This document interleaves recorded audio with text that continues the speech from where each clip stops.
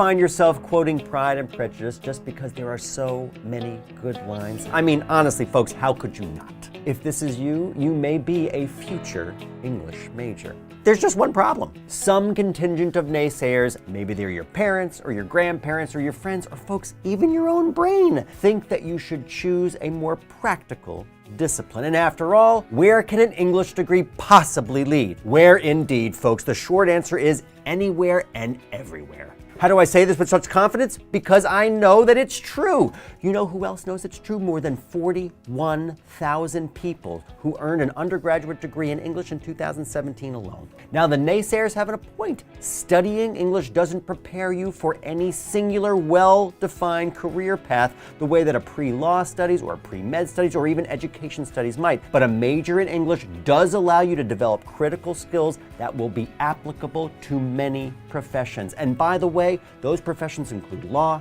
medicine, and teaching. What kind of skills exactly?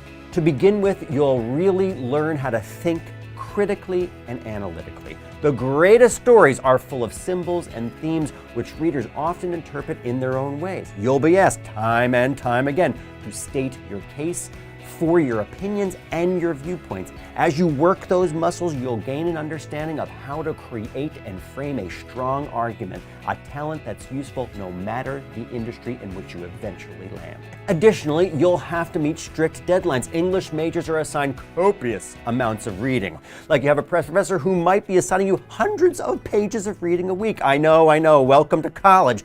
And be prepared to write long-term papers, which will also have firm due dates. In all of these endeavors, my friend, time management will be key to your survival.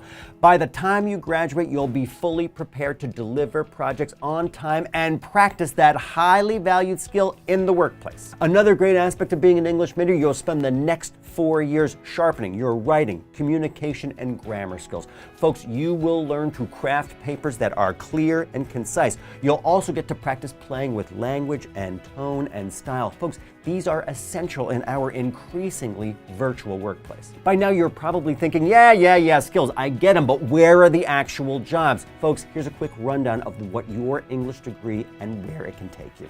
You'll find English majors working as policy fellows, those folks conducting policy research at a think tank, copywriters, crafting headlines and product taglines, commercial scripts, and certainly much more, authors writing books and articles and poems, you name it, teachers and professors passing along their love of the written word to you, public relations executives helping companies boost their image and marketability, and of course, book, magazine, and newspaper editors homing in on what makes a piece of writing truly captivating. And of course, lawyers putting their rhetorical skills to use. Folks, this is just a very small snippet. Rest assured, there are English majors everywhere from Broadway to Bell Labs. And they tend to be the greatest conversationalists. To the naysayers, you can always quote Austen.